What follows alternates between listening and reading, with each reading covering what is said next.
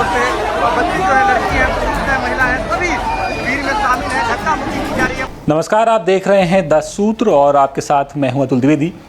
खबर की शुरुआत करें उसके पहले आपको कुछ वीडियोस दिखाना चाहता हूं। आप अपने स्क्रीन पर जो वीडियोस देख रहे हैं, ये वीडियोस हमारे देश के अलग अलग शहरों के हैं। मेन शहरों की बात करें तो इसमें सबसे ज़्यादा शहर यूपी के हैं और एक है पटना, जो कि बिहार की राजधानी है। इन वीडियोस को आपको दिखाने का मकसद सिर्फ एक है, अव्यवस्था और युवाओं के सपनों की किस तरह बलि दी जाती है। वो बलि आप देख लीजिए, ये वही तरीका है किस तरह से युवाओं के सपनों का गला घोटा जाता है।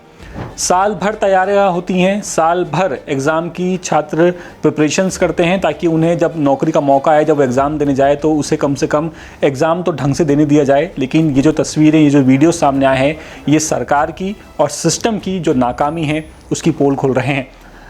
अगर आपको एक एक मामला में पूरा डिटेल में बताऊं तो पहला मामला जो ये है कि एसएससी जीडी की भर्ती थी। भर्ती के दौरान एग्ज़ाम सेंटर्स पर कहीं तोड़फोड़ हुई, कहीं पर खूब हंगामा हुआ, कहीं पर उपद्रव हुआ और इसकी वजह सिर्फ एक है, क्योंकि वहाँ पर खूब अव्यवस्था थी। वहाँ पर ठीक जो बंदोबस्त करनी चाहिए थे सरकार को, वो नहीं किए गए और फिर ये टिप्पणी आती है कि बेरोज़गार सिस्टम के ऊपर कॉकरोच की तरह हमला करते हैं, वो सिस्टम को खोखला कर रहे हैं।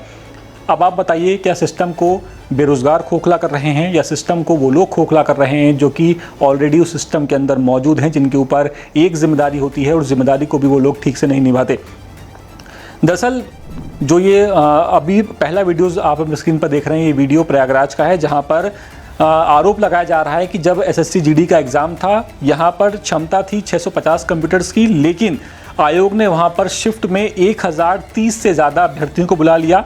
ऐसा ही हाल कानपुर में रहा। कानपुर में 399 की क्षमता वाले सेंटर में 819 अभ्यर्थियों को बुला लिया गया, उनके एडमिट कार्ड जारी कर दिए गए और सीट और कंप्यूटर ना मिलने पर छात्र भड़क गए और फिर इस तरह की तोड़फोड़ एग्ज़ाम सेंटर्स पर की गई। इसके अलावा कई जगहों पर आरोप ये लगे कि तकनीकी खराबी और सर्वर डाउन हुआ, जिसकी वजह से कई सेंटर्स पर जो परीक्षा है वो वक्त पर शुरू नहीं हो पाई। तो कहीं जगह एग्ज़ाम शुरू तो हुआ, लेकिन फिर ख़त्म होते होते वही अव्यवस्था, वही पूरा का पूरा जो खोखलापन है वो सामने आ गया। इसके अलावा अचानक परीक्षा रद्द करने के बाद जो कई जगह पर एग्ज़ाम भी रद्द किया गया है, जिसके बाद छात्रों का गुस्सा और भड़क गया और छात्रों ने फिर इसके बाद जमकर उपद्रव मचाया। कहा जा रहा है कि प्रयागराज, कानपुर, लखनऊ, गोरखपुर और बिहार के मुजफ्फरपुर के साथ साथ 5 प्रमुख ज़िलों में जो केंद्र बनाए गए थे एसएससी जीडी के, वहाँ पर दूसरी और तीसरी शिफ्ट में परीक्षाओं को रद्द करना पड़ा है। और जो एसएससी है उसने अपनी वेबसाइट पर ये आश्वासन भी दिया है कि प्रभावित अभ्यर्थियों की परीक्षा की नई तारीखों का ऐलान जल्द ही किया जाएगा।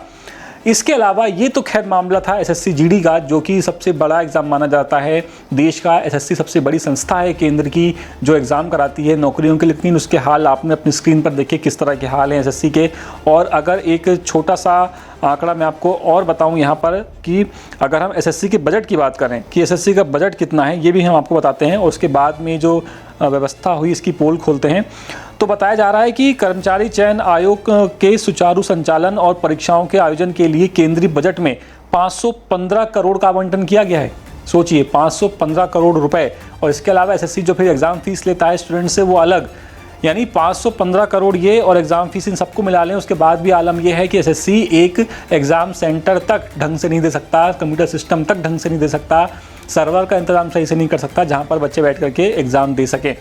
इसके अलावा एक वीडियो सामने आया बिहार की राजधानी पटना से, जहां पर रोजगार मेले का आयोजन किया गया था। पटना के उत्तरी गांधी मैदान में ज्ञान भवन में बिहार सरकार ने 3 दिनों के लिए यानी कि 25 से 27 मई 2026 तक राज्य स्तरीय स्वास्थ्य एवं संबद्ध क्षेत्र रोजगार मेले का आयोजन किया।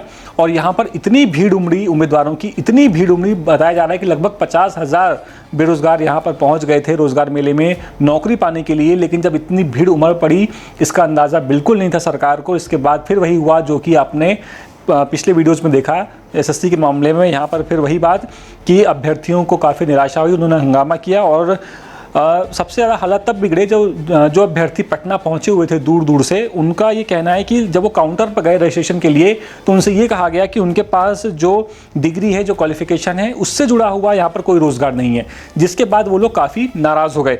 इसके अलावा जो ये स्वास्थ्य ये जो मेला लगाया गया था, मेले में GNM, BSc nursing, lab technician, OT assistant को लेकर के वैकेंसी थी ऐसा कहा जा रहा है, लेकिन अभ्यर्थियों को ये कहा गया कि उनके पास जो क्वालिफिकेशन है उससे जुड़ा हुआ उनकी योग्यता के मुताबिक यहाँ पर पद खाली नहीं है, और ये कहकर उन्हें टरकाया जा रहा है। उनका ये आरोप था अभ्यर्थियों का, जिसके बाद वो काफ़ी नाराज़ हो गए। यानी देखा जाए तो मामला चाहे उत्तर प्रदेश का हो, मामला चाहे बिहार का हो, मामला चाहे देश के किसी भी राज्य का हो, जब बात आती है सरकारी सिस्टम की, अधिकारियों की, सरकारों की, जब उनको जिम्मेदारी लेने की बात आती है, तब वो लोग किस तरह से जिम्मेदारी को निभाते हैं उसका जीता जागता उदाहरण ये वीडियोस हैं जो आज सामने आए, जहां पर आप युवाओं को रोज़गार नहीं दे सकते, युवाओं के लिए आप एग्ज़ाम सेंटर की व्यवस्था ठीक से नहीं कर सकते, युवाओं के लिए आप ठीक से उनके भविष्य के लिए प्लानिंग नहीं कर सकते, और फिर यही युवा जब खाली बैठ करके 2 GB 3 GB का डेटा खर्च करता है, दिन भर मोबाइल चलाता है, और फिर जब वो कमेंट करता है, वो तरह तरह के सवाल उठाता है सिस्टम पर, तब उसे कहा जाता है कि वो सिस्टम को खोखला करने की कोशिश कर रहा है, वो कॉकरोच है, वो परजीवी है जो कि सिस्टम के अंदर सेंध लगा रहा है। फिर इस तरह की टिप्पणियाँ होती हैं, और फिर इसके बाद जाकर के कॉकरोच जनता पार्टी जैसा मूवमेंट खड़ा होता है, जिसे दबाने के लिए फिर सरकार को, सरकार के अधिकारियों को चिट्ठी लिखनी पड़ती है, मेल करना पड़ता है उन सोशल मीडिया साइट्स को कि वो उन अकाउंट्स को बैन कर दे। वो आवाज़ें जो हैं उठ रही हैं सरकार के खिलाफ, सिस्टम के खिलाफ, वो आवाज़ें दब जाएं, सामने ना आने पाएँ। लेकिन इसका जवाब आखिर फिर कौन देगा कि जब इस तरह की लापरवाही सामने आती है, जहाँ पर जब बच्चा, वो छात्र बेरोज़गार जब एग्ज़ाम देने जाता है, नौकरी पाना चाहता है, पढ़ना लिखना चाहता है, तो उसकी व्यवस्था आखिर सही वक्त पर सही से क्यों नहीं होती, क्यों इस तरह की लापरवाही की जाती है। इस पूरे मामले पर अब आपकी राय क्या है, आप हमें कमेंट करके ज़रूर बताइए, और आप हमें ये भी बता सकते हैं कि क्या इसमें ज़्यादा गलती सिस्टम की है या ज़्यादा गलती बेरोज़गारों की है। आपके जवाबों का हमें इंतज़ार रहेगा। फिलहाल इस वीडियो में इतना ही। मुझे और कैमरे के पीछे बिलाल, हम दोनों को दीजिए इजाज़त। आपसे मुलाकात करेंगे किसी और खबर में, तब तक के लिए नमस्कार। लेटेस्ट, इन्वेस्टिगेटिव और इन डेप्थ खबरें देखने के लिए ज्वाइन कीजिए द सूत्र का व्हाट्सएप चैनल, सब्सक्राइब कीजिए यूट्यूब चैनल, लाइक कीजिए फेसबुक पेज और पढ़ते रहिए www.dasootra.com।